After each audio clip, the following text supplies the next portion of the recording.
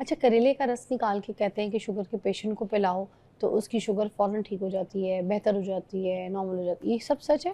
لیکن اگر یہ کریلے کا جوس یا کریلے کھا کے شوگر ٹھیک ہوتی تو یہ جو انسولین کی فیکٹریز ہیں، یہ دوائیوں کی جو فارماسیوٹیکل انڈسٹری ہے، یہ بند نہ ہوئی ہوتی، ان کا کاروبار کیسے چل رہا ہے؟ وہ کیسے گولیاں کی پروڈکشن چل رہی ہے؟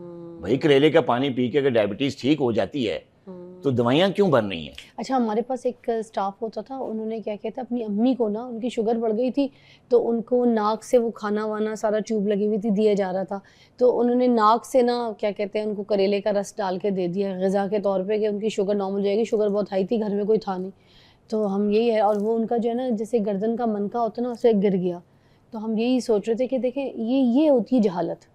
جی یہ جو رورل ایریاز ہیں، جو گاؤں گرام کے لوگ ہیں، جو ادھر ادھر رہ بھی رہے ہیں مگر ان کے پاس تعلیم یا شعور اتنا نہیں ہے، سنی سنائی باتوں پہ جو یقین کر کے. اب سوچیں کوئی بندہ سلنڈر پہ ہو اور کوئی بندے کو ڈائٹ ناک سے دی جا رہی ہو اور اس کو کریلے کا جوس جو ہے ناک سے اس کو غذا میں دے دیا جائے کہ لیکوڈ کے طور پہ آپ دے رہے ہیں، اس کا پھر منکا بالکل گر کے وہ مر جائے، تو یہ تو ایک جہالت ہے. جی دیکھیے یہ جو ہوم ریمیڈیز ہیں جن کا ذکر کیا، جیسے کریلے کا اور پانی اس ہے، طریقے کے سبزیاں پیشنٹس ہیں، کو جی تو وہ سیریس جو آئی سی یو والے پیشنٹس ہیں ان کو تو بغیر نرسنگ اسٹاف کے پرسنل بندہ تو کھانا دے ہی نہیں سکتا، رشتہ دار کھانا، وہ تو منع ہوتا ہے نا. آئی سی یو میں تو آپ کی جو آپ نے کبھی آئی سی یو میں وزٹ کیا ہو تو وہ ٹوٹلی انٹری بین ہوتی ہے ایسے. اندر مگر سے. انہوں نے گھر پہ وہ جو سلنڈر نہیں لگاتے جو ان کو رکھا ہوا تھا پیشنٹ کو، جب ڈاکٹرز کہتے ہیں کہ آپ لے جائیں جتنا ٹائم ہے آپ لیکوڈ ڈائٹ دی جاتی تو ہے وہ جی لیکوڈ ٹیوب سے. ڈائٹ انہوں نے ناک سے کریلے کا جوس دے دیا. تو ہم آج تک اس چیز کو سوچتے ہیں کہ یہ بتاؤ کہ اتنی جہالت ہے کہ کوئی سنتا نہیں ہے، بس سنی سنائی بات پہ اٹھا کے تو کریلے کا جوس پلا دیا ناک سے. لیکن ایکچولی اگر ڈائبٹیز کی بات کی جائے تو یہ جو ہوم ریمیڈیز ہوتی ہیں نا، کریلے کا جوس ہو گیا، جامن ہو گئی، اس کی گٹلیوں، دیکھیں اس کا رول یہ سپورٹیو مینجمنٹ ضرور کرتی ہیں. یہ شوگر لیول کو دوائی کے ساتھ جی مطلب سپورٹ کرتی ہیں مینجمنٹ کو، لیکن یہ ریپلیسمنٹ نہیں ہے ٹریٹمنٹ کی، سبسٹیٹیوٹ نہیں ہے ٹریٹمنٹ کا. آپ یہ نہیں کہہ سکتے کہ دوائیاں بند کرو، انجیکشنز بند کرو، صرف اور صرف جامن کی گٹلیاں کھاؤ یا کریلے کا پانی پیو یا اس طرح کی ہوم ریمیڈیز کرو. اچھا ٹھیک ہے، آپ ان ریمیڈیز کو، ہوم ریمیڈیز کو آپ جو میڈیکل مینجمنٹ ہے اس کے ساتھ آپ سپورٹیو مینجمنٹ کی طرح یوز کر سکتی ہے. اس سے دوائیوں کی ڈوز کم ہو سکتی ہے، آپ کی شوگر بہتر کنٹرول ہو سکتی ہے. اس کے ساتھ منرلز اور وائٹامنز آپ کو مل سکتے ہیں جو آپ کی صحت کو بہتر کریں گے، آپ کا انرجی لیول کو بہتر کریں گے، ڈفرینٹ قسم کے سمٹمز میں ڈیلے کریں گے. لیکن یہ تو نہیں ہو سکتا کہ آپ ساری مینجمنٹ چھوڑ کے، میڈیکل مینجمنٹ چھوڑ کے صرف اور صرف ہوم ریمیڈیز کو پراپر ٹریٹمنٹ کی جگہ دے دیں. ایسا نہیں ہے. ایسے کھانے جو بازاری جو ہم بات کر رہے ہیں جن کے نہاریاں، نان اور آلو اور پوری حلوہ. پوری حلوہ رہ گیا تھا جی. وہ بھی آلو کیوں نقصان دہ؟ آلو کا کیا مسئلہ ہوتا ہے؟ نہیں آلو دیکھیں، آلو کا جو گلائسیمک انڈیکس ہے اور جو گلائسیمک لوڈ ہے وہ بہت زیادہ ہے. زمین کے نیچے دیکھیے یہ 75 سے اوپر ہے اس کا نا گلائسیمک.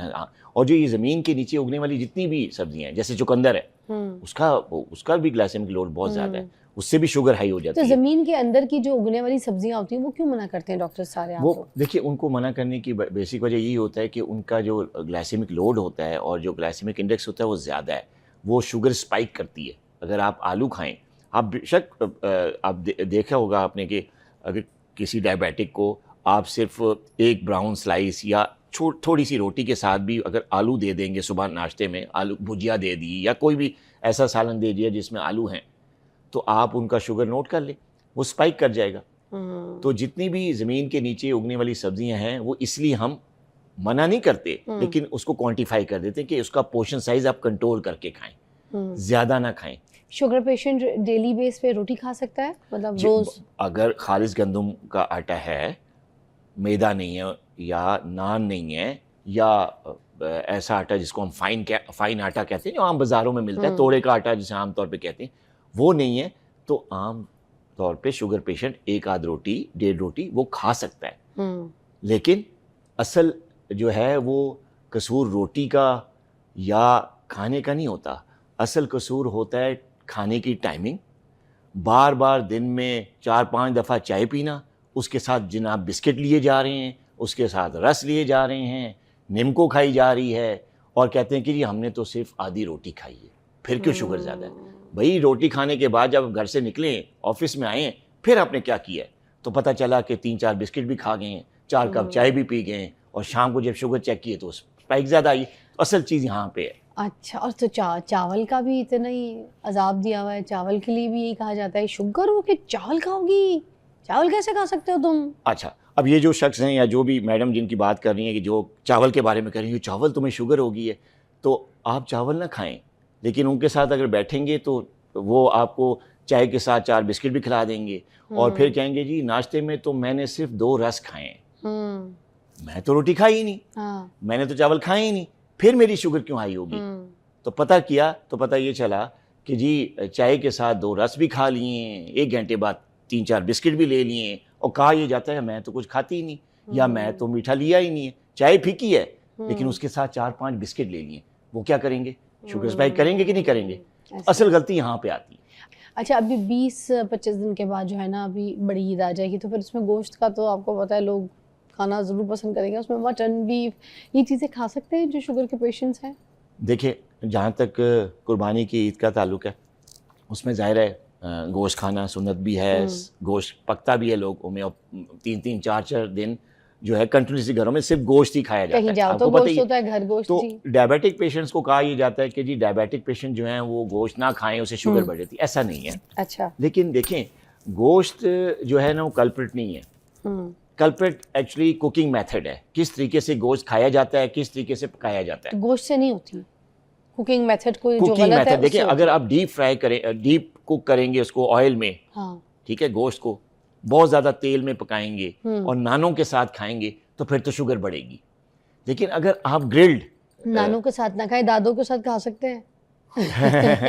اچھا ہاں, اور اگر آپ گرلڈ کریں گے, مطلب باربیکیو جسے کہتے ہیں, پراپر باربیکیو ہوا گوشت جو ہے وہ اگر آپ کھائیں گے اور چھوٹی سی خالص گندم کی چپاتی کے ساتھ لیں گے, یا جو کے آٹے کے ساتھ لیں گے, یا ملٹی گرین آٹے کے ساتھ لیں گے, تو شوگر نہیں بڑھے گی. گوشت کو بھی انجوائے کریں گے آپ اور شوگر بھی ٹھیک رہے گی آپ کی.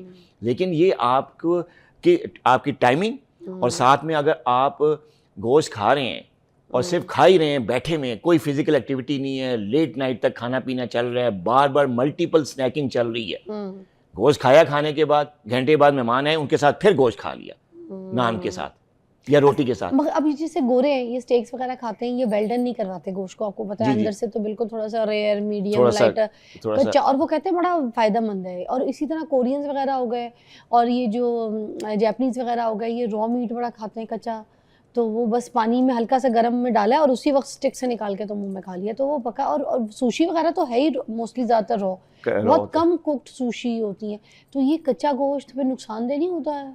دیکھیں کچا گوشت نقصان دہ اس طریقے سے ہو سکتا ہے کہ ایک تو آپ کا ڈائجسٹیو سسٹم اس کو کس طریقے سے ڈائجسٹ کرتا ہے, تو بعض اوقات کچے گوشت کھانے سے یہ پرسن ٹو پرسن ویری کرتا ہے. جہاں پہ کلچر ہے, جیسے جیپنیز ہیں, چائنیز ہیں, یا گورے لوگ ہیں, تو وہ تو اگر را میٹ کھاتے ہیں تو وہ باڈی اس کی اڈیپٹ ہو چکی ہے, ان کا معدہ ایکسیپٹ ہی اس کو کر رہا ہے, کیونکہ بچپن سے وہ یہی کھا رہے ہیں, عادی ہو چکے ہیں. تو ایک چیز کا جب عادی جسم ہو جاتا ہے تو اس کو وہ ٹالریٹ کر لیتے ہیں. اگر پاکستانی لوگوں کو اگر آپ اس طرح کا کچا گوشت کھلائیں گے, ٹھیک ہے, اور وہ تو پھر ظاہر ہے وہ ان کا معدہ خراب کر دے گا. ایک تو ڈائجیشن کا پرابلم ہو جائے گا, ان کو کانسٹیپیشن ہو سکتی ہے, ایسیڈیٹی ہو سکتی ہے, کئی اور پرابلمس موسٹلی ہوتا ہے جب ملک سے باہر کوئی ٹریول کے لیے جاتا ہے, کوئی جیپنیز ریسٹورینٹ دیکھ کے تو بڑا گھس جاتا ہے, ان سے پوچھے تو وہ ایسے را میٹ وغیرہ کی کوئی چیزیں کھا لے, تو اس کے بعد رامن وغیرہ میں بھی کچھ آپ کو پتہ ہے کچے میٹ اور چیزیں ڈال دو. میں بھی جب اسٹیک کھاتا ہوں تو میں ویل ڈن کرواتا ہوں مجھ سے. وہ تو حالانکہ میرا جو بیٹا ہے, بڑا بیٹا میرا ہے, وہ ہمیشہ جو ہے نا وہ تھوڑا سا اس کو ناٹ ویل ڈن نہیں کرتا, وہ کہتے ہیں جوسی ہونا چاہیے, تھوڑا سا جوسی ہونا چاہیے, تھوڑا کچا, مگر اس کا معدہ ایکسیپٹ کر چکا ہوگا تب ہمیشہ سے ایسے ہی کھاتا رہا, تو اس لیے اس کا معدہ ایکسیپٹ کر لیتا ہے. تو یہ پرسن ٹو پرسن یہ چیز ویری کرتی ہے. لیکن جو گرلڈ کیا ہوا گوشت ہوتا ہے وہ قربانی میں زیادہ فائدہ مند ہے, بجائے پکا ہوا اور گھی میں اور آئل میں بنا ہوا, یہ کرا ہوا. اور گرلڈ میں بھی آپ زیادہ اس کو کوک نہ کریں, باربیکیو میں جلے نہ, اس سے پھر جو ہے نا معدے میں وہ کینسر کا رسک اور چیزیں بھی بڑھ جاتی ہیں, کیونکہ وہ جلا ہوا گوشت جو ہے نا وہ اور انٹیک نہ لیں. جی تھینک یو سو مچ، بہت بہت شکریہ. ٹائپ 1 ٹائپ 2 کو بہت اچھی طریقے سے ایلیبریٹ کیا. بالکل بچوں والے سوال ہم نے کیا ایجاب صاحب سے کہ جیسے ہمیں کچھ بھی نہیں پتا اور ہمیں سب کچھ بتا دیا انہوں نے. تو اپنا خیال رکھیے، ٹائپ 1 ہو چاہے ٹائپ 2 ہو، اللہ تعالیٰ سب کو اپنی حفظ و امان میں رکھے.